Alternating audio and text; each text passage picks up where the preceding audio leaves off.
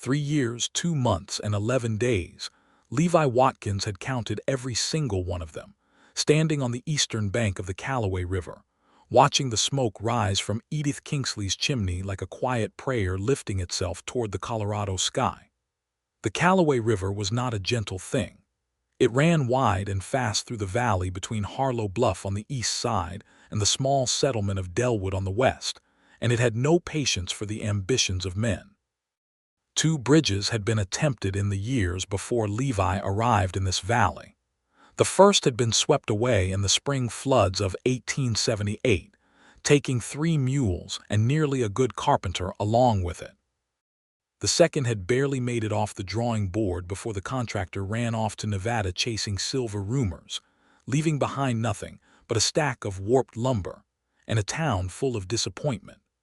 The people on either side of the Calloway had learned to conduct their business by ferry, a slow, creaking, flat-bottomed vessel operated by an old man named Clarence Budd, who charged a nickel for a person and a dime for a horse, and who took Sundays off without exception or apology. Levi Watkins had come to Harlow Bluff in the spring of 1880, 24 years old, with a sorrel mare named Ruby, a set of leatherworking tools, a good saddle, and a determination to build something real in a country that was still figuring out what it wanted to be. He had apprenticed under a saddler in Kansas City for 4 years before his restlessness got the better of him, and every man he respected had told him that the opportunity was moving west, always west, following the railroads and the ranchers and the people who needed their horses fitted properly. He set up his shop in a narrow building on the main street of Harlow Bluff, 2 doors down from the general store, and within 3 months he had more business than he could comfortably handle. The cattle ranchers in the valley treated good saddle work the way other men treated good medicine, with profound gratitude and a willingness to pay fairly for it. Levi was honest about his prices, thorough in his craft, and he made a point of remembering the name of every man's horse.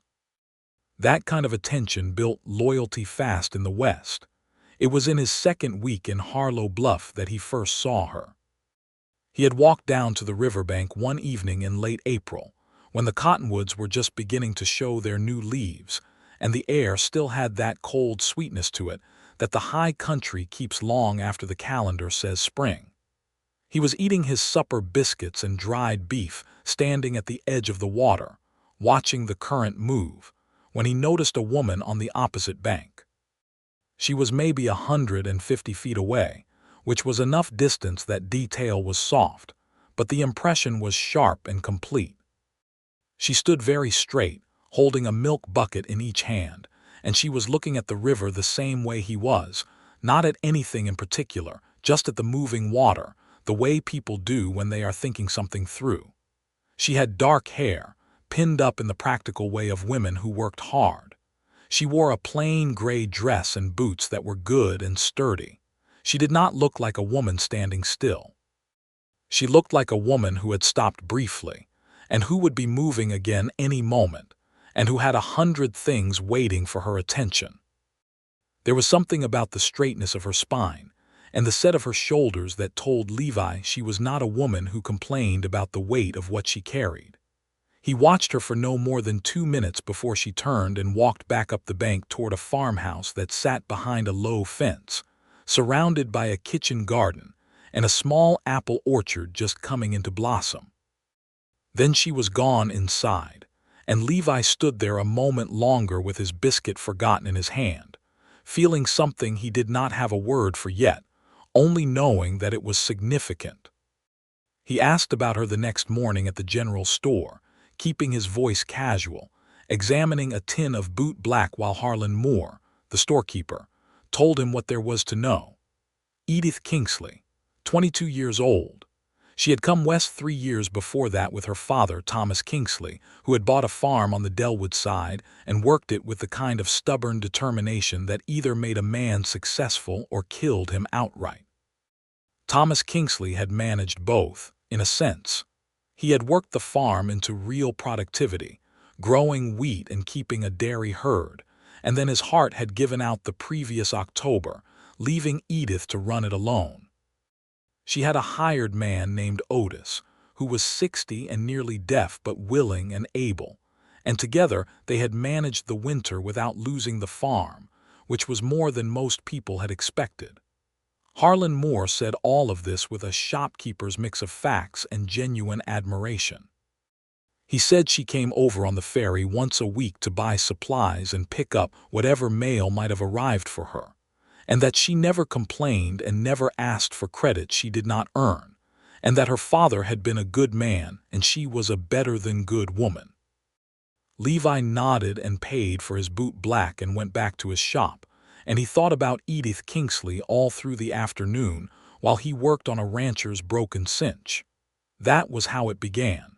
The thing about loving someone across a river is that the distance does not diminish the feeling, it concentrates it.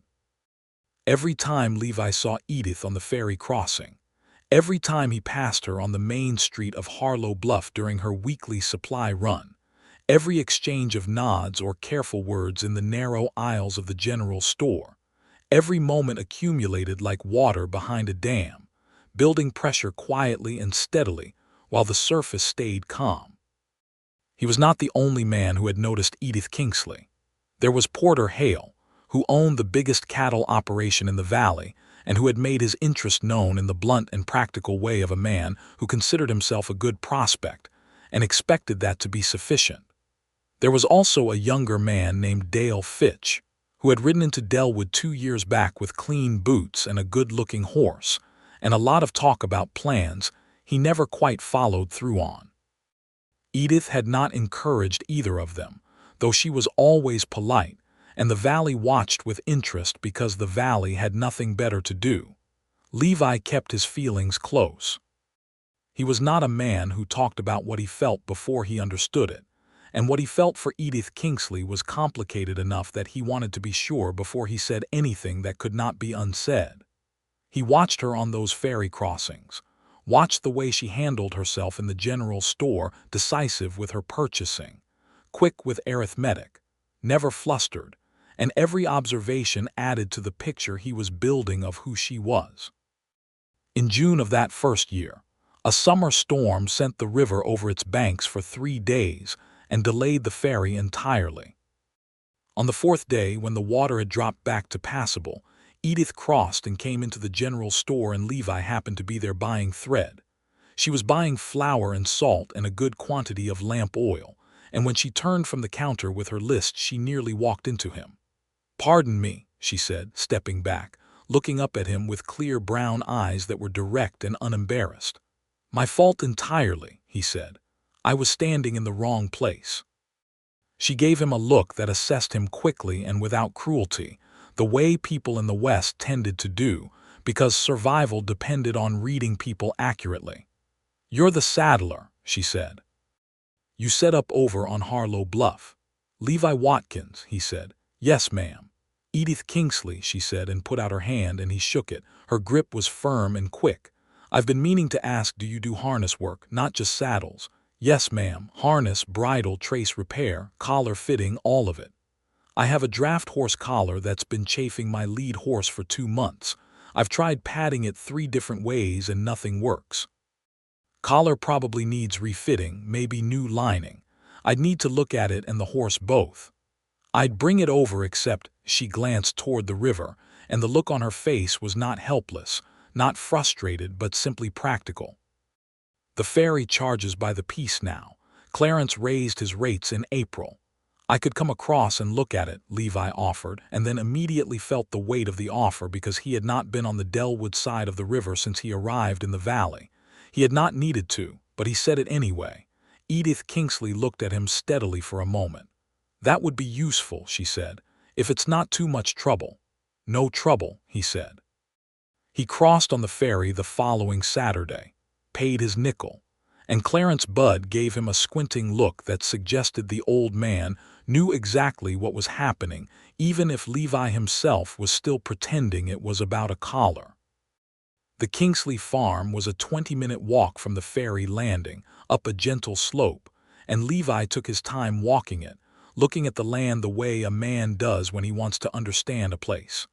The farm was well kept. That was the first thing. The fence lines were straight and tight, the kitchen garden was weeded and ordered, the outbuildings were weathered but structurally sound. There were 14 dairy cows in the field, a pair of good draft horses, and a dozen chickens working the yard with the focused energy of small animals who took their work seriously. Otis, the hired man, was splitting wood near the barn, and he waved when Levi came up the lane without stopping his work. Edith came out of the house when she heard him on the path, wiping her hands on her apron. In the full daylight up close, she was more than the impression from across the river. She was a real person in full detail, and the detail was better than the impression. Her face was sun-browned and animated, with laugh lines at the corners of her eyes that said she found things funny even when life was hard. She moved with the unhurried efficiency of someone who managed a great deal and had learned not to waste motion. She showed him the collar, showed him the horse, a big roan gelding she called Edmund, and Levi examined both with the care his work required. The collar had lost its shape on the left side, pressing unevenly against the horse's shoulder. It needed new stuffing and reshaping, and the lining had worn through to the leather in 2 places. He told her what was needed and gave her a fair price, and she agreed without haggling, which he respected. He stayed longer than the collar required. Not because he manufactured reasons to stay, he was too honest for that, but because the conversation moved naturally from the collar to the horses to the farm to the valley, and Edith Kingsley turned out to be a woman whose mind worked quickly and whose opinions were formed from observation rather than habit. She knew her land. She knew the water patterns of the Calloway, knew which fields drained well and which held moisture, knew the quality of the grass in the river meadow versus the higher pasture. She talked about farming the way Levi talked about leather, as someone who understood the material at a deep level. He left as the afternoon light was angling long and golden across the wheat field, and he walked back to the ferry feeling something he recognized now clearly as the beginning of love, and also feeling the weight of the river between them. After that first visit, the pattern settled into something that had its own rhythm. He came across once a month, sometimes twice, with work as the justification, a repaired bridle, a refitted harness, a set of new reins. Edith paid him properly each time and never suggested the arrangement was anything other than what it appeared on the surface. But the conversations lengthened and deepened. He learned that she had grown up in Indiana, that her mother had died when she was 12, that she had spent her early girlhood reading every book she could get her hands on, and had therefore arrived in adulthood with both a strong back and an unusually well-furnished mind. He learned that she had been afraid of the West when her father first proposed the move, and that the fear had lasted exactly until they crossed the Mississippi, and she saw the sky open up in a way that Indiana's sky never quite managed. And then the fear had converted itself entirely into something closer to reverence. She learned about him, too, in the careful way of 2 people who are curious about each other but not willing to be careless with it. She learned that he had grown up in Missouri, that his father had been a blacksmith and his mother a schoolteacher, that he had 2 brothers, both of whom had gone east rather than west when they left home, and that he had always felt most like himself when his hands were working with something real and his eyes had a long view. She laughed when he said that last part, and the laugh was warm and genuine. "That's the best definition of the West I've ever heard," she said. "Something real and a long view." The problem was the river, not the emotional distance that was narrowing steadily, month by month, visit by visit. The problem was the practical reality that Edith Kingsley's life was on one side of the Calloway and Levi Watkins's life was on the other. And the only way between them was Clarence Budd's ferry, which ran on Clarence's schedule and nobody else's, and which did not run at all when the river was high or when Clarence had a bad back, which was increasingly frequent. In the spring of 1881, when the river rose with the snowmelt from the mountains, and the ferry was suspended for 11 days, Levi stood on his side of the bank every evening watching the swollen brown current tear past, and thinking about all the things he could not say from this distance. He had thought about speaking plainly to Edith about his feelings, about what he hoped, but something held him back each time. Not cowardice, exactly. He was a deliberate man, and he wanted to be sure that what he offered was worth the saying. He had his shop and his craft and a small savings, but a woman who had been managing a farm alone for a year did not need a man who was going to add complications to her life. He needed to have something solid to offer before he opened that door. He also knew, though he would not have said it this directly, that he was afraid. He was afraid that she did not feel what he felt. She was warm and she was friendly, and she was entirely comfortable in his company. But Edith Kingsley was warm and friendly and comfortable with most people. She was the kind of person who brought the same quality of attention to everyone she talked to, and it was difficult, from inside that warmth, to know if he was receiving something particular or simply the benefit of her generally generous nature. The summer of 1881 brought a drought that hit the wheat farmers on the Delwood side hard. Levi heard about it first through Harlan Moore, who got his news from the ferry passengers, and what he heard worried him. 3 families on the Delwood side had already sold out and moved on. The Kingsley farm had the advantage of the dairy operation, which was less vulnerable to drought than wheat, but fodder was short, and the price of grain for the dairy herd had gone up considerably. Levi bought a 10-pound sack of beeswax and a set of new brass buckles he did not particularly need from Harlan Moore's shop, just to have an excuse to cross, and he went over on the first day the ferry was running after a week of high water. The farm looked thin around the edges. The kitchen garden was doing well. Edith was careful with her water, but the wheat field was visibly suffering, the stalks pale and sparse where they should have been thick and golden. Edmund the roan gelding had lost weight. Edith herself was fine. She was always fine. It was one of the things that both admired him and worried him about her, but the lines around her eyes were deeper, and her manner was brisk in a way that said she was managing things tightly. She made him coffee and they sat on the porch, and he asked her directly how things stood, because dancing around it would have been an insult to her intelligence. She told him honestly. She was behind on the payment for the East Field, which she had purchased on credit 2 years before from the man who had sold her father the farm. She had 4 months before the payment was due, and if the dairy business held through the summer she would make it, but there was no margin for error. What would help, he asked. She gave him a look. What would help is if there were a bridge, she said, and she said it with a small tight smile that was half ironic and half something that was not quite humor. My milk gets here an hour after it should because of the ferry timing. Clarence won't make a special crossing for perishables. I lose product twice a week. If I could get my milk wagon across the river on my own schedule, I'd recoup enough in the first month to cover my margin. Levi knew about the bridge proposals. Everyone in the valley knew about them, the way you know about all the things that have been tried and failed. He had not thought much about the bridge problem in practical terms before because it had not been a practical problem he could solve. He was a saddler, not a bridge builder. But sitting on Edith Kingsley's porch in the drought-dry summer of 1881, watching the light go thin and gold on the stubble of her struggling wheat field, he began to think about it as something that could actually be done.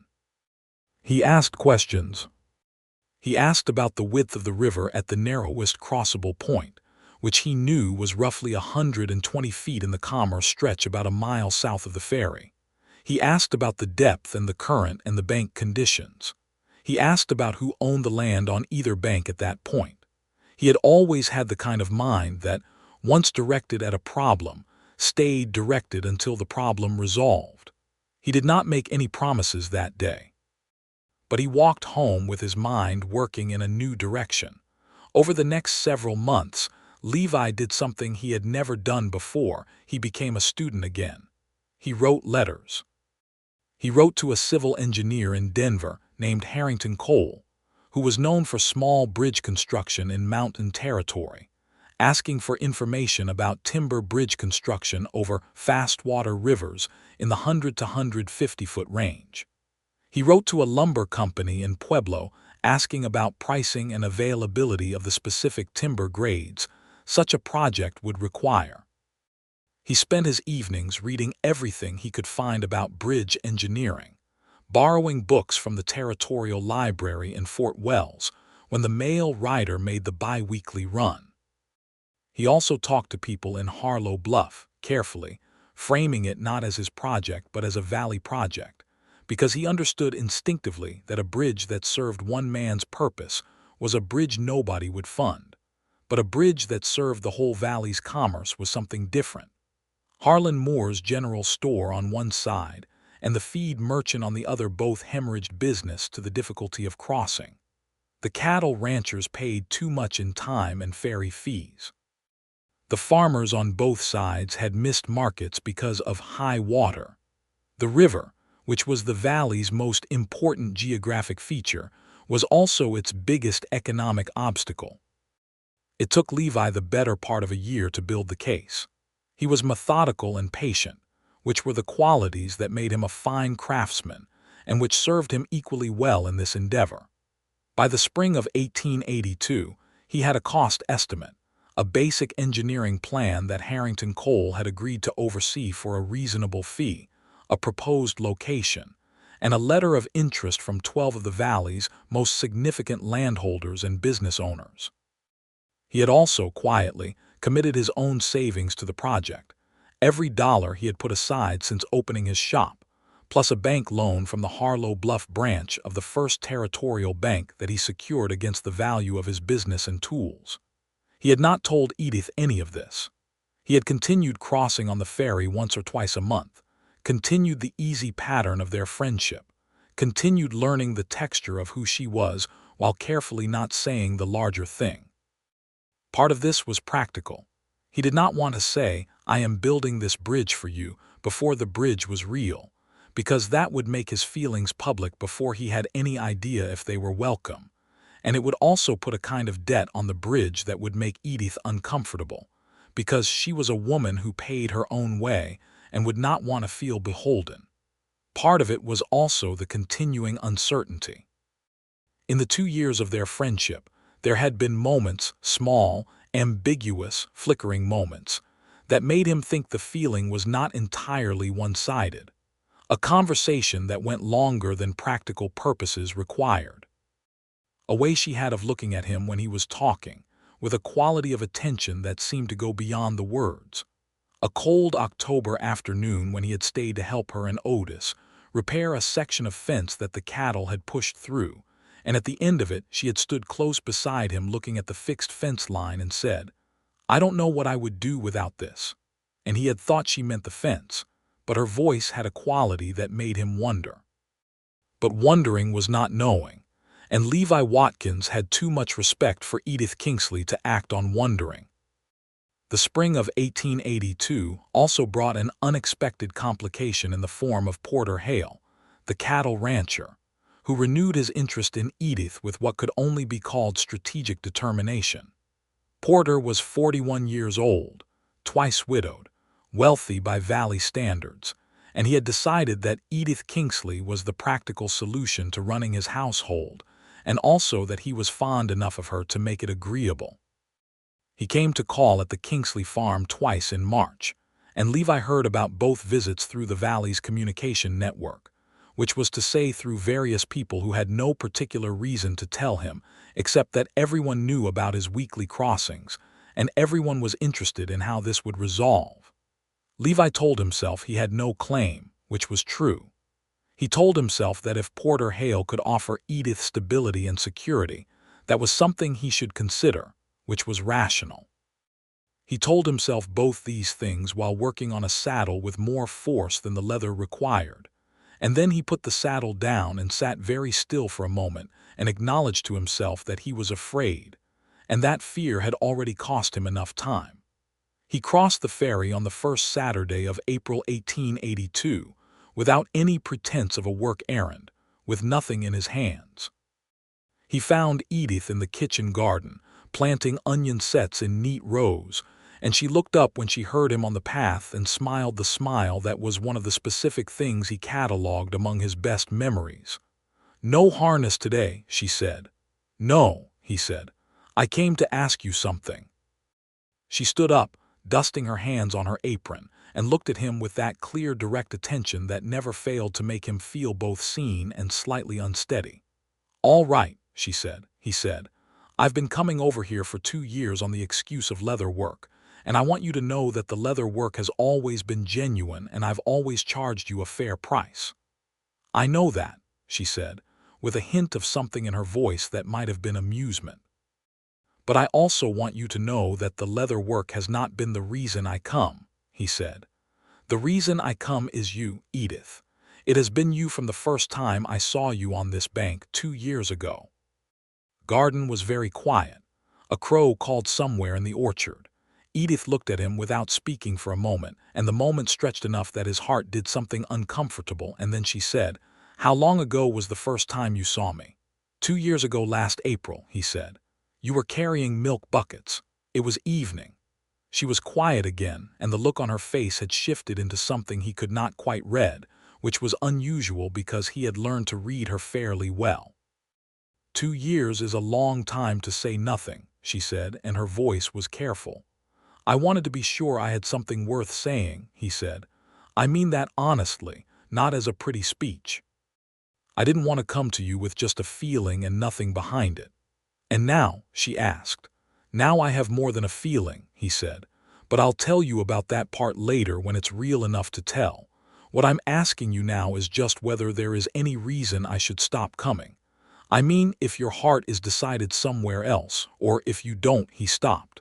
He was not accustomed to being inarticulate, and he found he did not care for it. Edith Kingsley looked at him for another long moment, and then she said, "Porter Hale has asked me to marry him twice in the last month." "I know," Levi said. "The valley tells everyone everything." "I told him no both times," she said. She held his gaze steadily. "I've been coming to Harlow Bluff every week for 2 years, and I have always been aware that you were there. I want you to know that." It was not a declaration. It was Edith Kingsley being honest in the careful, measured way that was entirely consistent with everything he knew about her, and it was enough. More than enough. "Then I'll keep coming," he said. "Good," she said, and picked up her trowel and went back to her onion sets. But the line of her back was lighter than it had been before, and he stayed and helped her finish the row. What followed was a courtship of the most deliberately honest kind, which suited both of them. He came every Saturday, sometimes staying for supper, sometimes helping with whatever needed doing. They talked for hours on the porch in the long summer evenings, and the conversations ranged from the practical to the philosophical and everywhere between. She told him about her childhood, about her father, about the grief of his death, and the determination that had come after it. He told her about Kansas City, about his own family, about the particular feeling of making something with his hands that was going to last and serve, and carry a person through hard country. He kissed her for the first time in June, in the orchard, among the apple trees. His mare Ruby kept trying to reach through the fence. It was evening and the light was going pink, and the smell of apple blossom was still in the air from the spring. And Edith had been laughing at something he said. He could never after remember what. And he had simply leaned forward and kissed her.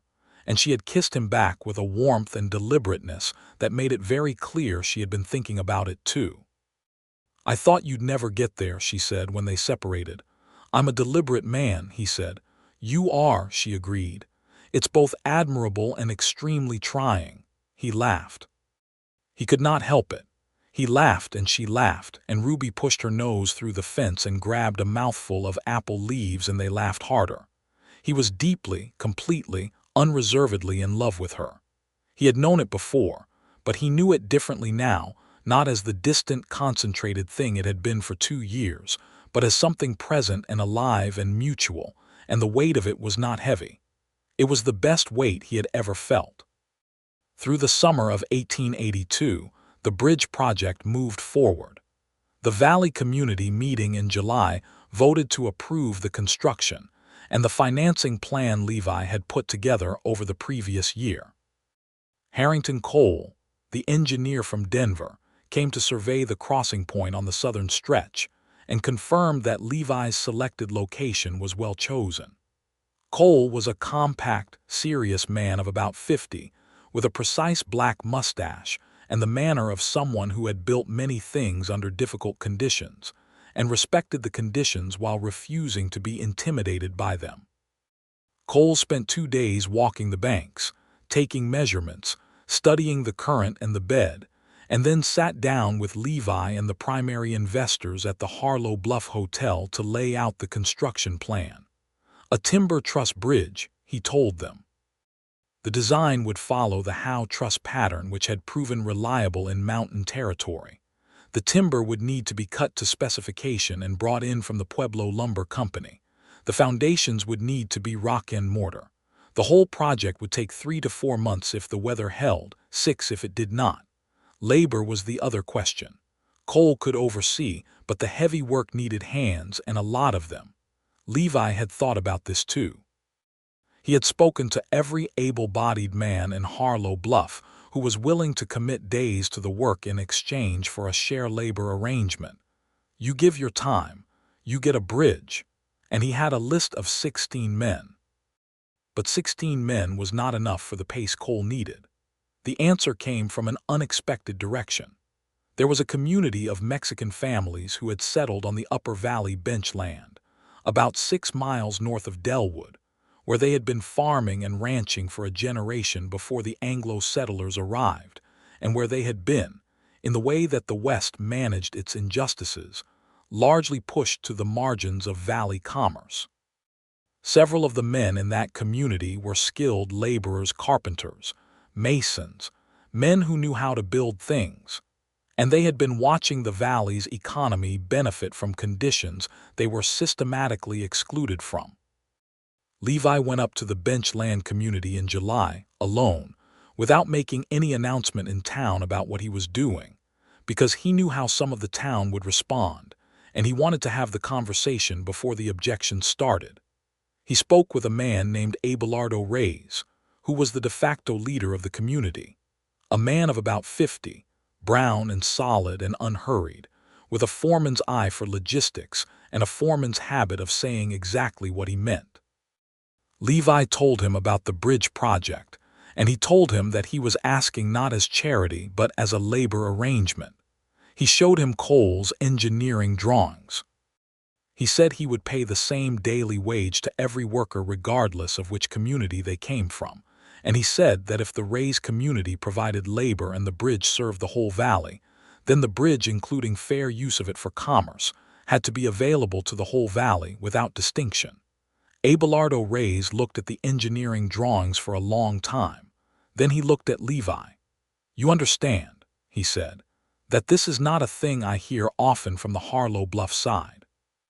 "I know that," Levi said. "I'd like to change it, at least in this instance. I'm asking for your labor and I'm offering fair terms.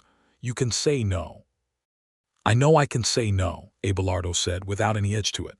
"That is not why I am thinking." He was quiet for another moment. "My son is 20 years old. He is a good carpenter. He is better than most men twice his age, and he has no work because the Harlow Bluff side will not hire him. Are you telling me he would work on this bridge under the same terms as any white man?" "Same terms, same wage, same acknowledgement of the work," Levi said. Abelardo Reyes extended his hand. "Then I will bring 10 men," he said. "Good ones." The conversation in Harlow Bluff when this arrangement became known was not uniformly pleasant. Porter Hale, whose cattle ranch did not particularly benefit from the bridge and whose attention had now turned from interest in Edith to a generalized sourness about Levi Watkins, was loudly unhappy about it. He said things that Levi found repugnant, and that he said so, plainly, in the middle of the main street, which was probably more confrontation than was strictly necessary, but which Levi could not in good conscience avoid. The argument between them was not physical. Porter Hale was large, but Levi was nobody's idea of a pushover. And more relevantly, both of them had enough of a reputation in town that neither wanted the spectacle of a street brawl. But it was heated and direct, and ended with Porter declaring that Levi Watkins was a fool, and Levi saying that there were worse things to be.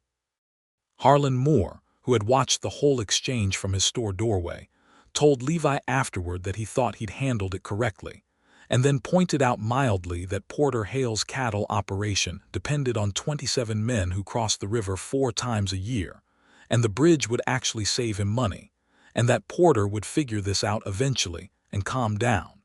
He was right on all 3 counts. Construction began in August of 1882.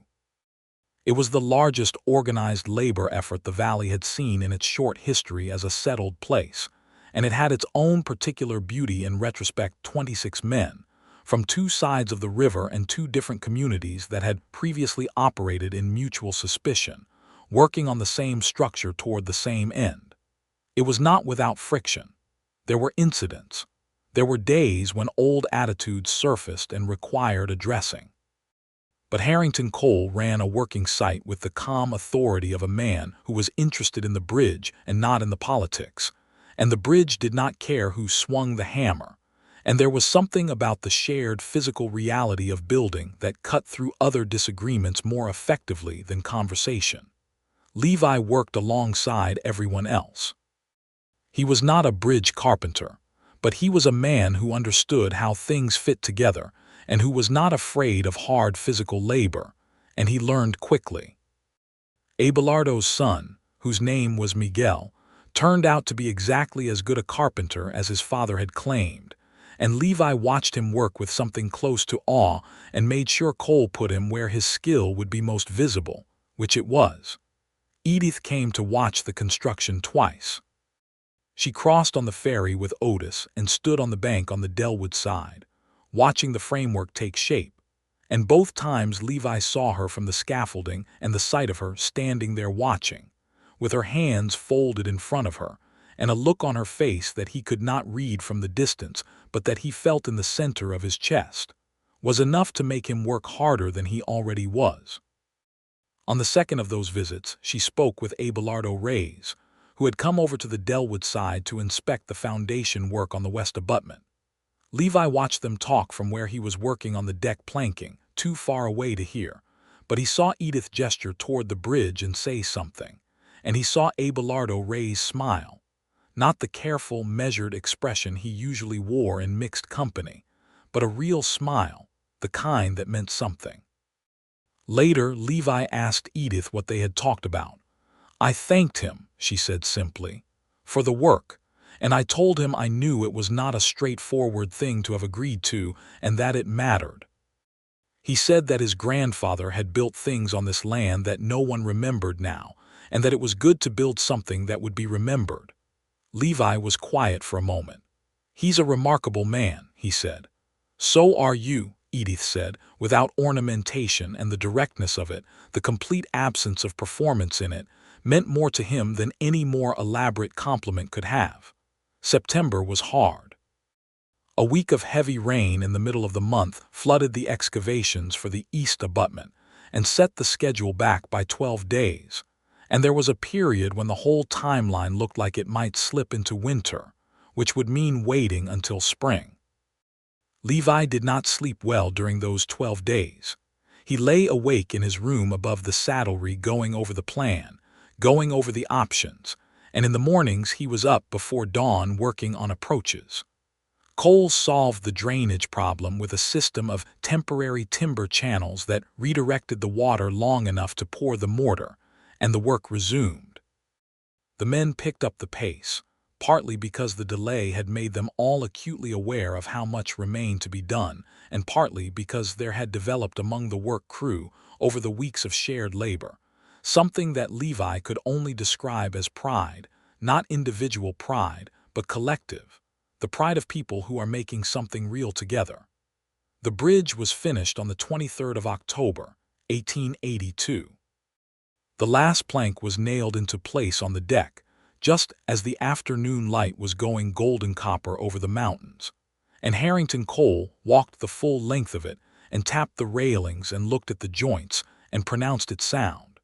And then everyone stood around for a moment in that particular silence that happens when a thing that required a very great deal of effort has just been completed, before the celebration begins.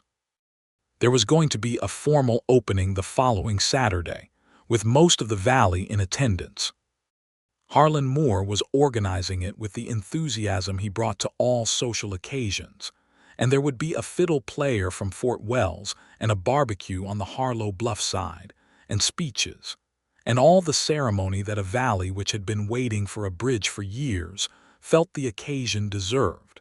But Levi Watkins did not wait for Saturday. He had been thinking about this moment for 3 years, before the bridge was even a plan, before it was anything more than the daily fact of standing on one side of the water and watching the smoke from a chimney on the other side and feeling the distance as something that mattered. He had thought about what he would do when the bridge existed. He had thought about it carefully, the way he thought about all important things, and what he had decided was not complicated. The morning after the bridge was finished, before anyone else was there, before the sun had fully cleared the eastern ridge, Levi Watkins walked to the newly built bridge in the cold, clear October morning light. He stood at the east end for a moment, with the river running below him, the same river it had always been, wide and cold and indifferent, and then he put his boot on the first plank and he walked across. He was the first one over. He walked the full 120 feet in the early morning silence, listening to the planks under his feet, solid and unhurried, and when he reached the western bank and stepped off onto the Delwood side, he stood still for a moment with the morning light behind him and the familiar smell of the West Bank willows around him, and something in him that had been held very still for 3 years beginning, finally, to release. Then he walked the 20 minutes to the Kingsley farm. Edith came out when she heard him on the path, wearing her coat over her house dress, a cup of coffee in her hand, and the look on her face when she saw him, the particular quality of it, the surprise and the recognition, and something underneath both of those, was the look he was going to remember for the rest of his life. "You walked over," she said. "I did," he said. "First one across." She looked at him for a moment over her coffee cup with those clear brown eyes, and then she said, "You could have waited for Saturday." "I've been waiting 3 years," he said. "I thought that was enough." Edith Kingsley set her coffee cup down on the porch railing very carefully and looked at him with the focused, deliberate quality of someone who is about to do something they have decided is right and who is not going to be tentative about it. Then she came down the porch steps and she kissed him, not the careful, questioning kiss in the orchard, but something fuller and more decided, and he put his arms around her in the October morning cold and held on.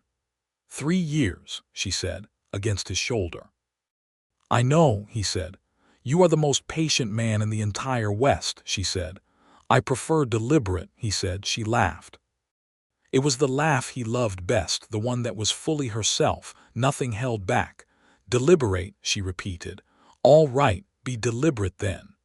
He pulled back enough to look at her properly in the morning light with the bridge visible behind him over her shoulder through the trees. "I want to marry you," he said. "I have wanted to ask for a year. I have the farm in mind. I've been thinking about the space beside the barn for an expansion, and there's enough room to build the saddlery work into the operation because ranchers come from this side too, and Levi," she said. "Yes. Yes," she said. He stared at her. "I haven't finished the practical part."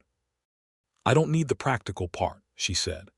"I've been managing the practical part for 2 years, and I am very good at it, and I'd welcome the help. But that is not why I'm saying yes. I'm saying yes because I love you, and I have been waiting for you to ask me since approximately the summer of last year, and you are very deliberate, and I am very fond of that about you, and also it has been absolutely exhausting." He laughed, and the laugh surprised him a little, because it had the quality of relief in it, the particular relief of a tension that has been held for a very long time letting go all at once. He cupped her face in his hands. "I love you," he said. "I have loved you since you were standing on this bank with milk buckets, and you didn't know I was watching." "I am glad someone was watching," she said. The formal opening of the bridge that Saturday was everything Harlan Moore had promised. The whole valley came, farmers, ranchers, merchants, families who had been split by the river in their daily commerce. children who had never crossed because the ferry fare was too much. The Rays community from the upper bench land coming down in their wagons with the easy confidence of people who had been promised fair treatment and been delivered it. There were speeches, and the fiddle player from Fort Wells was very good, and the barbecue was substantial, and Harrington Cole stood beside the east railing with the expression of a man who had built many things and was pleased with this one. Levi stood at the edge of the celebration with Edith beside him, not touching, because they were not yet married and the valley was watching, but beside him, close enough that he could feel the warmth of her, close enough to know she was there. Her hand found his briefly, under the fold of her coat, and squeezed once, and he squeezed back. Porter Hale came to the opening, because not coming would have been too obvious a sulk. He walked across the bridge twice, looked at the construction with the appraising eye of a man who could not help noticing quality, and then found Levi near the barbecue and said, without much grace but without hostility, that it was a solid piece of work and the whole valley owed him a debt. Levi shook his hand and said the whole valley had built it, which was true and which was the right thing to say, and Porter walked away looking slightly less sour than he had when he arrived. Miguel Reyes, Abelardo's son, stood with several of the other benchland men near the east abutment, and Levi watched a young woman from the Delwood side stop to speak to him. She was the eldest daughter of one of the wheat farmers, about 19, with a direct manner that reminded Levi somewhat of Edith. Miguel spoke back with the confidence of someone who had just helped build a bridge, and the conversation lasted considerably longer than an introduction required. Levi filed this observation away with quiet satisfaction. Later, after the formal celebration had wound down and the families had begun heading home on both sides, Levi and Edith walked the bridge together in the late afternoon light, just the two of them, the river running green and cold below. He told her all of it then, the year of planning, the letters to Cole, the savings he had committed, the argument with Porter Hale, the meeting with Abelardo Reyes. He told her that he had started thinking about the bridge the afternoon she had said that what would help was if there were a bridge, and that from that moment he had directed everything he had at making it real. Edith listened to all of this quietly. At the end of it she was quiet for a moment longer, looking out at the water. Then she said, "You built a bridge." "The whole valley built a bridge," he said. "I just organized it." "You built a bridge because of me," she said, not as an accusation and not as vanity, but as a fact being acknowledged. "I built a bridge because the valley needed one," he said, "and because I love you. Both things are true." She turned and looked at him with the level, clear look she had, and he saw in her eyes something that was not just love, though it was that, but also a quality of being known, being seen in full, that he thought might be the deepest thing one person could offer another.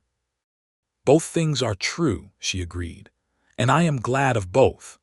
They were married in November of 1882 in the small church on the Harlow Bluff side, because the church was there, and because crossing the river was no longer an obstacle, and because it pleased both of them to marry on the side where they would build their life.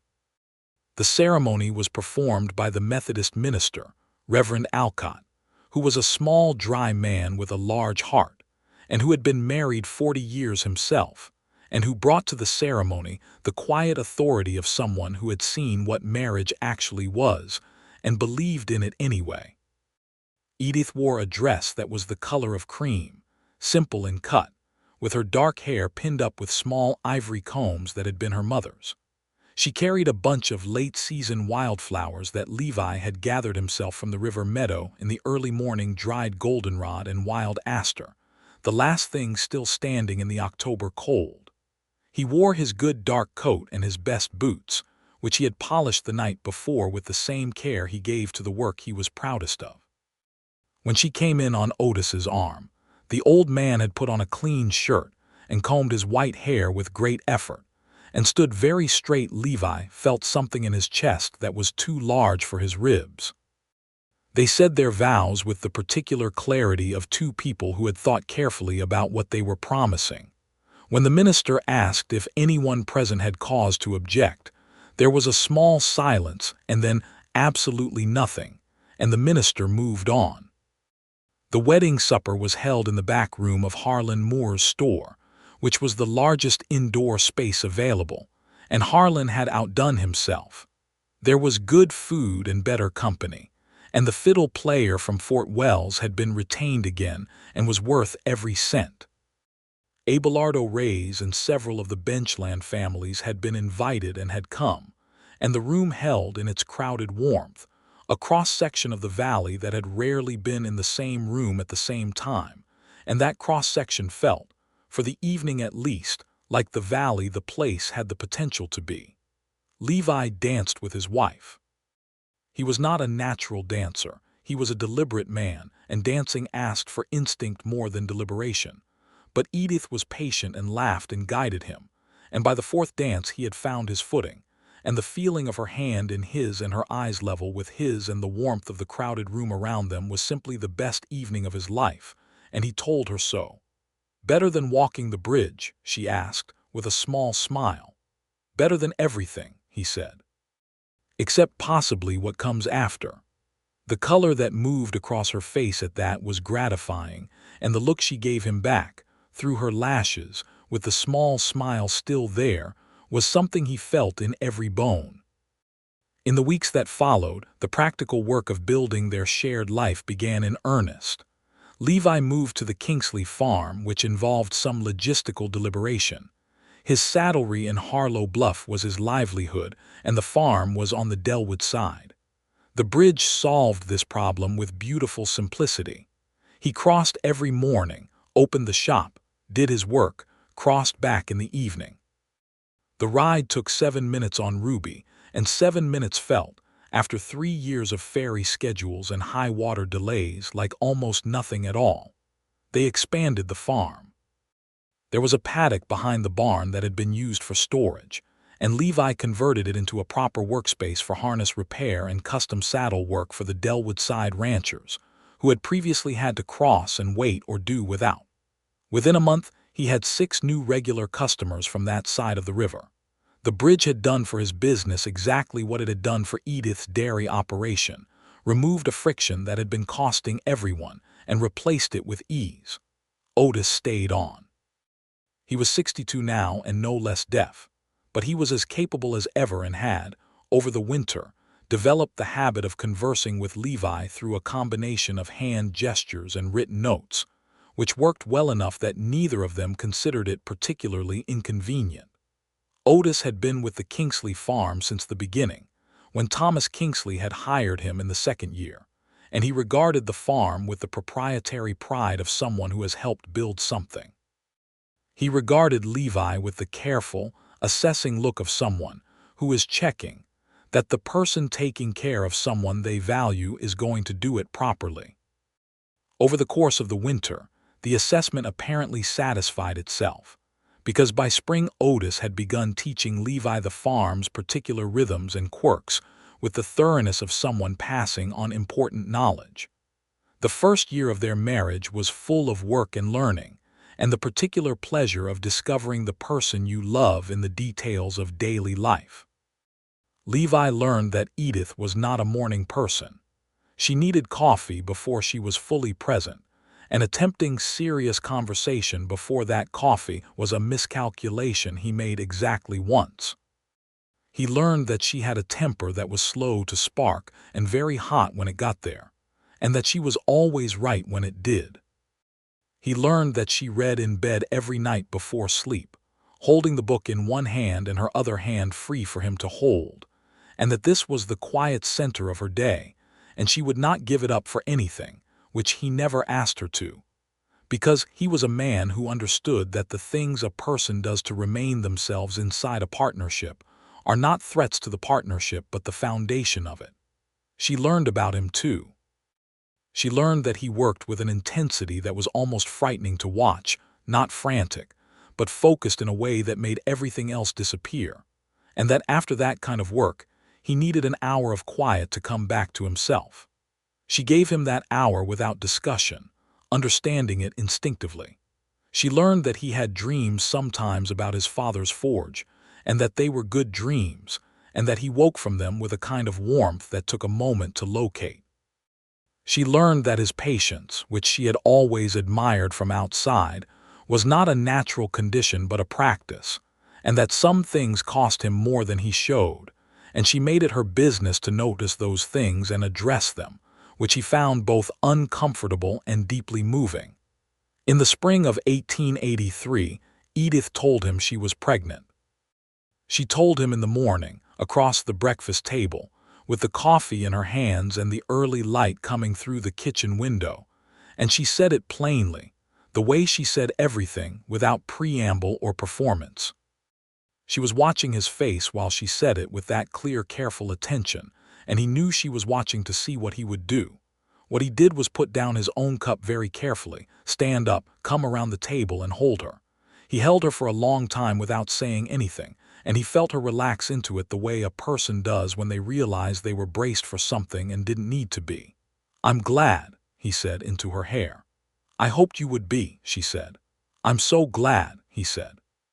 "I'm Edith, I know," she said. "I know." The son was born in December of 1883 in the farmhouse, with the midwife from Delwood in attendance and Levi in the kitchen, attempting to be useful and mostly getting in the way. The labor was long and Levi aged considerably during it, sitting at the kitchen table with Otis, who had taken to patting his arm periodically in a way that was both slightly embarrassing and genuinely comforting. At 4 in the morning, when the midwife came to the kitchen door and told him he had a boy and that Edith was well, he put his face in his hands for a moment and breathed, and then he went in. Edith was pale and tired and entirely herself, holding the baby with the focused, wondering look of someone encountering something genuinely new. The baby was red and small and astonishingly real, and he looked up at Levi with dark eyes that did not yet know what they were looking at. And Levi sat on the edge of the bed and put his finger against the baby's palm, and the baby gripped it with the reflexive strength of the newborn. And Levi thought, in the quiet of the 4 o'clock farmhouse, that he had spent his whole life learning how things were made, and that this was the most extraordinary made thing he had ever encountered, and that it was theirs. They named him Thomas Levi Watkins for Edith's father and for his own. Edith called him Tom from the first, and Tom he was. The years that followed were the fullest years Levi had ever known. The farm grew. The saddlery grew. He took on an apprentice, a 16-year-old boy from Harlow Bluff named Amos, who had the hands for it and the patience to learn. And within 2 years, Amos was doing journeyman quality work and Levi was able to expand the custom work that had always been the best part of the business. The bridge continued to transform the valley in ways that were both visible and not. The commerce between the two sides became genuinely integrated over the years that followed, not without friction, not without the persistence of old attitudes, but with the steady, practical pressure of people who needed things from each other and now could get them. Abelardo Reyes' son Miguel opened a carpentry shop in Delwood, and within a year he was getting work from both sides. The wheat farmers on the Delwood side now had direct access to the Harlow Bluff market 3 times a week instead of 1. Harlan Moore's store doubled its inventory in the first year after the bridge opened, because the customer base had effectively doubled. And the young woman that Miguel Reyes had talked to at the bridge opening, her name was Clara Hubert, the wheat farmer's eldest daughter, had apparently continued the conversation after that first meeting, because by the spring of 1883 they were being seen together regularly, and by the summer they were married in a ceremony that drew both communities and that had, Edith told Levi afterward, the quality of something historic, because it would not have happened at all without the bridge. Levi heard this and felt a warmth that was entirely disconnected from credit and entirely about the fact that good things sometimes multiply. Tom grew into himself slowly and then all at once, the way children do. He had Edith's brown eyes and Levi's deliberate manner, and a personality that was entirely his own, curious and stubborn and physical, always climbing something, always taking things apart to see how they worked. He was in the saddlery workshop every chance he got, watching Levi work, asking questions that were sometimes surprisingly good. He was 3 years old when his sister arrived. The girl was born in March of 1887, when the spring was coming in cold and the river was running high with snowmelt, and the birth was faster and easier than Tom's had been, and she came into the world with a loud declaration that startled everyone in the room, including the midwife, who said she had never heard a first cry with that much opinion in it. They named her Rose Margaret Watkins Rose for the rose-hip tea that Edith had drunk through the whole pregnancy, which she said was the only thing that settled her stomach, and Margaret for Levi's mother back in Missouri. Tom, presented with his sister the morning after her birth, looked at her for a long time with the sober consideration of a 3-year-old confronting a permanent change in his circumstances, and then said, "She is very little." This was true. Then he said, "Can she fix things?" This was 3-year-old Tom to the core, and both his parents laughed, and Edith said that she expected Rose would fix many things when she was old enough, and Tom seemed to accept this as satisfactory. Levi wrote a long letter to his mother in Missouri about Rose's birth, the kind of letter he had been writing with increasing warmth over the previous years. His mother had come west to visit in 1885, making the train journey to Denver, and then the stage to Fort Wells, and she had spent 3 weeks on the farm, and she and Edith had gotten on with the naturalness of two people who shared a sense of humor, and a set of values and a love for the same man. His mother had said, on her last evening, sitting on the porch watching the sunset turn the mountains purple and pink, that she understood now why he had come west. Levi had looked at Edith beside him on the porch, Tom asleep in the house, and the bridge visible through the willows catching the last light, and said yes. In the spring of 1888, there was a development that briefly threatened what the valley had been building. A railroad surveying party came through, and the preliminary routes they were considering would have required the condemnation of several farms on the Delwood side, including 3 of the benchland properties, to make way for a grading right-of-way. The valley's response to this, the organized, collective, cross-community response, led by Levi and Abelardo Reyes and Harlan Moore, and a dozen others who had been building something together for 6 years, was fast and coherent and ultimately successful. They presented a unified front to the railroad's land agent, they engaged a territorial lawyer, and they proposed an alternate right-of-way through the lower meadow land that was unoccupied. The railroad took the alternate route, not without complaint, but they took it. Afterward, Abelardo came to the farm to tell Levi the news had been confirmed. He sat on the porch with Levi and Edith and drank coffee, and he looked out over the valley below them, the river, the bridge, the fields on both sides, with an expression that was satisfaction and something deeper. "My grandfather told me," he said, "that the land remembers everything that happens on it, good and bad." I think he meant it as a warning, but maybe it is also a comfort. He looked at Levi. "What has happened here on this river in these years that will be remembered too?"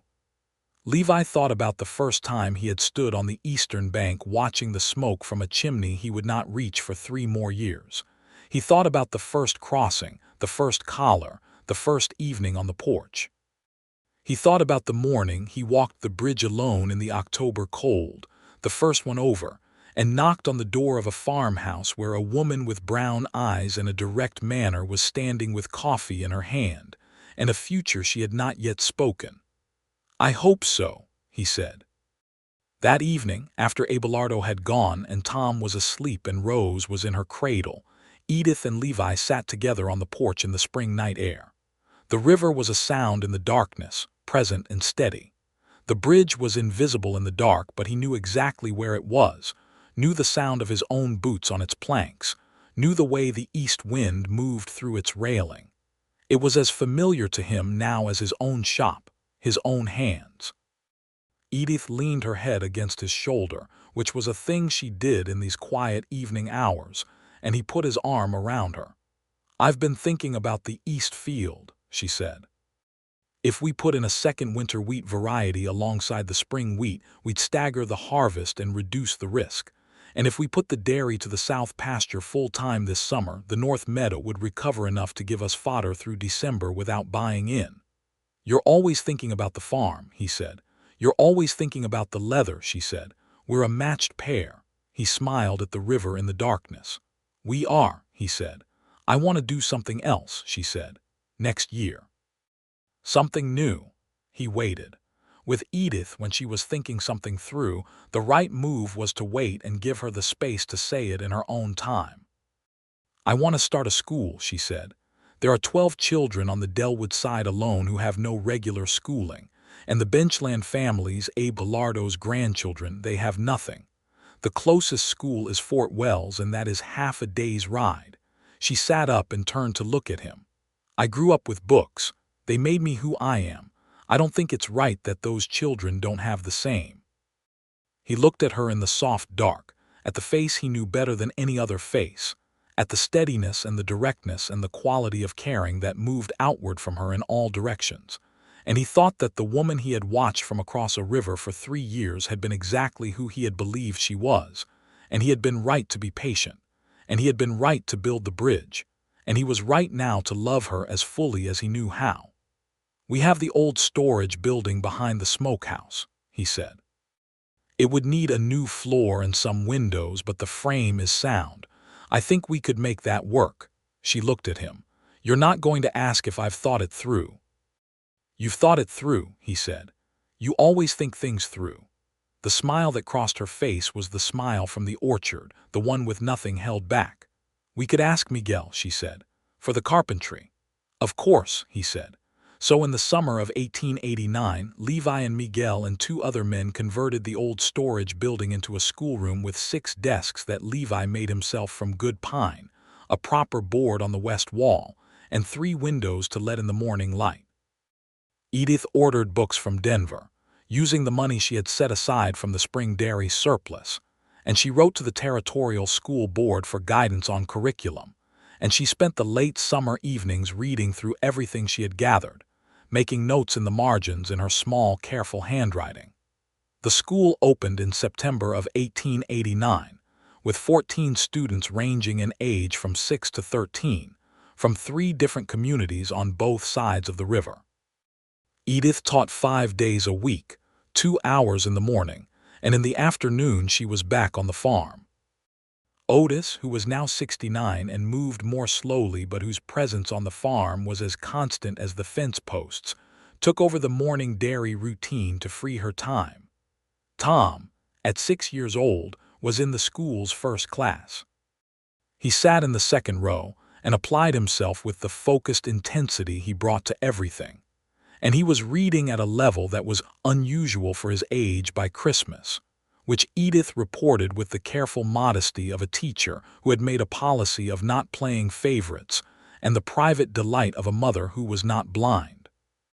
Rose, at 2, was not yet school age, but she sat in the back of the room sometimes in her mother's hip when Edith carried her in during the morning sessions, and she looked at everything and everyone with the wide, assessing eyes of a child who is filing it all away for later use. Levi sometimes came to the school doorway in the mornings on his way to the saddlery, just to look Edith at the board, Tom in his seat, the other children in various states of engagement, the morning light through the 3 new windows, and the sight of it always made him stand still for a moment. By 1890, the valley had changed enough from what it had been a decade before that the change was visible. The bridge had been rebuilt in one section the previous year, with better timber and improved joints, and it stood solid against the spring floods in a way the first attempt had not quite managed. The railway had come to Fort Wells, and the stage connection to Fort Wells from Harlow Bluff ran 3 times a week. The valley's farms were more productive than they had been, partly because the market access the bridge provided had made investment in improvement worthwhile. The Benchland community had a land title they had not had before, secured through legal work that Levi had helped fund, and they were farming it with the confidence of people who are not waiting to be displaced. None of this had happened without difficulty. None of it had been smooth or clean, or without the persistent gravity of the injustices that had preceded it. Levi did not flatter himself that one bridge and one set of fair agreements had undone the structural conditions that the West had built into itself from its first settled years. But he believed, and he had come to believe it more completely with each passing year, that the particular thing made a difference within the particular place, and that the particular place was where he lived, and that was where he was obligated to direct his effort. He was 34 years old in 1890. Edith was 32. Tom was 6 and Rose was 3, and the farm was solid, and the saddlery was solid, and the school was real. They had dinner with Abelardo and his wife Consuelo twice a month, and Abelardo's opinion on the valley's affairs had come to carry weight in the Harlow Bluff meetings in a way it had not when Levi first arrived. Miguel and Clara had 2 children of their own, a boy and a girl, and Miguel's carpentry shop in Delwood had a 3-month backlog of orders. Levi made a point, every October on the anniversary of the bridge's completion, of walking it early in the morning. He did this alone, in the same pre-dawn quiet that had attended the first crossing, and he walked from the Harlow Bluff side to the Delwood side and stood for a moment on the western bank in the familiar smell of willows and river water, and then he walked back. It was not a ceremony exactly. He was not a ceremonial man, but it was a practice, a remembering, a deliberate renewal of the awareness of what the crossing had meant. In the October of 1890, 8 years after the first crossing, he walked the bridge in the morning cold and stood on the west bank and noticed something he had not thought about explicitly in years, the particular quality of the smoke from the farmhouse chimney visible through the trees. The smoke of a working kitchen, of a house that was fully inhabited, of a life that was running on all its cylinders. His smoke now. His chimney and his kitchen, and the woman who was making that fire because she had been up before him to get the kitchen warm before Tom and Rose woke up, which was one of the things she did that she pretended was practical, and that he knew was love in its most functional form. He walked home in the gray morning light up the lane and came into the kitchen as Edith was putting the coffee on, and she looked at him over her shoulder with the expression that was both familiar and always new and said, "You did the bridge walk." "Every year," he said. She turned back to the stove. "Tom wants to come next year," she said. "He figured out what it means." "He's 7, Levi said. "He's Tom," she said, which was a complete answer. Levi sat at the kitchen table and watched his wife make coffee and thought about all the mornings that had preceded this one and all the mornings that would follow it. He thought about the eastern bank of the Calloway, where he had stood in the spring of 1880 watching smoke that meant nothing to him yet. He thought about the way feeling can accumulate in stillness, building without your permission, becoming the shape of your life before you have had a chance to name it. He said, "Edith," she turned, "I want you to know that every single day since I walked that bridge the first time has been better than the day before," he said. "I know that is mathematically improbable. I am saying it anyway." She looked at him with those clear brown eyes in the morning kitchen light, with the coffee beginning to make its smell and the sounds of Tom waking up drifting from the back of the house. "Deliberate," she said. "You are still the most deliberate man in the West." "Is that bad?" he asked. "No," she said. She came to the table and sat across from him and poured his coffee and hers, and she held her cup in both hands the way she always did, and she looked at him with the look that was entirely hers, entirely for him. "It's the reason you are the first person I thought of when they started talking about the school needing a proper building, and the reason Abelardo trusts you in the Valley meetings, and the reason Tom is the way he is, and the reason I knew, before you ever said a word, that what you were building was something worth waiting for." He was quiet for a moment. Outside, the valley was waking up, a cow calling in the field, Otis's boot steps on the porch, the September light beginning to thin through the kitchen windows. "I'm glad you waited," he said. "So am I," she said, "every single day." Rose appeared in the kitchen doorway, at 3 years old and fully awake in the instantaneous way of young children, trailing a worn cotton blanket and carrying a small wooden horse that Levi had carved for her the previous Christmas. She climbed immediately into her father's lap without asking, with the complete confidence of a child who has never had cause to doubt her welcome, and settled herself against his chest with the blanket clutched to her chin, and looked at her mother with dark, serious eyes. "Milk," she said. "Good morning to you too," Edith said with a smile. Tom appeared behind his sister, dressed already because he always dressed first thing, and he went directly to the window and looked at the sky with the weather-checking habit he had developed from watching Levi do it every morning. "Clear," he said. "Good day for the field." "Good day for school first," Edith said. Tom accepted this with the pragmatic air of someone who has learned to pick his battles, and sat down at the table and reached for the bread. The kitchen was full of them, the sounds and movements and small negotiations of a family morning. Levi sat with Rose in his lap and his coffee in his hand, and his wife across the table and his son beside him. And outside the window the valley lay in the morning light, the river running below the bridge that he had helped build and that had changed the shape of everything. And he thought that exactly this ordinary, extraordinary morning in this specific kitchen in this particular valley, was what he had been building toward from the first morning he crossed. He had loved her from across the river for 3 years. He had watched from the distance and built the patience, and then, when the bridge was built, he had been the first one over. And what he had found on the other side was not just Edith, though Edith was the irreducible core of it. What he had found was the life that had been waiting for him on the other side of the distance, the life that was only possible because he had crossed. The fall came full and gold across the valley that year. The harvest was good, and the school had 17 students now, and the saddlery had more work than Amos and Levi together could comfortably handle, which was the best kind of problem. In October, Edith told him she was pregnant again, in the same morning way she had told him the other times across the breakfast table, with the coffee in her hands, watching his face with that careful, clear attention. He did the same thing he had done the first time.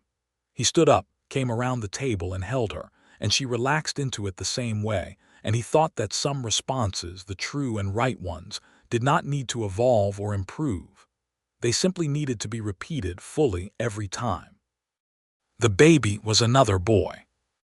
They named him James Henry Watkins James for no one in particular, just because it was a good strong name, and Henry for Abelardo's eldest son, which surprised Abelardo considerably, and pleased him in a way he was not quite able to articulate when Levi told him. James Henry Watkins arrived in the spring of 1891, on an April morning when the first wildflowers were coming up along the river bank, and the cottonwoods were showing new leaves for the 3rd time since Levi had walked the bridge, and he came into the world with the same loud declaration of presence that Rose had, and the midwife said she had never attended a family whose children made more definitive first impressions. Tom, now 7, met his new brother with the gravity of an eldest child, who understands that his position in the family has just been permanently redefined.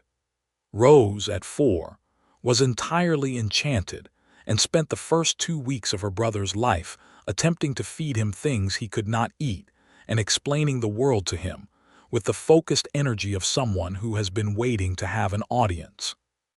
Levi held James Henry on the second evening, sitting on the porch in the April dark, with the baby against his chest and the river sound below and the bridge visible against the stars. Tom and Rose were asleep inside. Edith was sleeping too, finally, after the exhaustion of the labor, and the house was quiet with the particular quiet of a house full of sleeping people. He sat with the baby and looked at the bridge. He had been 24 years old when he came to this valley with a sorrel mare and a set of leather tools and a restlessness that he had not yet understood. He was 35 now, and the restlessness had resolved itself, not disappeared, because he was still a man who wanted to make things and improve things and direct his energy toward what mattered, but resolved itself into something purposeful, something that had a shape and a direction and a center. The center was Edith. It had always been Edith, from the first evening on the eastern bank watching a woman he did not yet know carry milk buckets with a straight spine and a quality of presence that reached across 150 feet of moving water and changed the direction of his life. He had been deliberate about her. He had been patient and careful, and he had taken the long way, and the long way had been worth every single step. James Henry yawned in his arms, a sudden tiny earthquake of a yawn, and settled back into sleep with the boneless contentment of the newborn, and Levi held him closer and looked at the bridge in the starlight and thought, I was the first one over. He had been the first one over, and he had never once regretted crossing. Inside the house, he heard Edith stir, not waking fully, just the small movement of adjustment, a settling, and then quiet again. He would go back in soon. He would lay the baby in the cradle and take off his boots and lie down beside his wife in the April dark. And in the morning the kitchen would fill up again, and the valley would wake up again, and the work would begin again, and all of it would be exactly what it was, which was everything. He held the baby a few minutes more in the spring night, with the river running and the bridge standing and the mountains dark against the stars, and he was completely, utterly, irreducibly at home.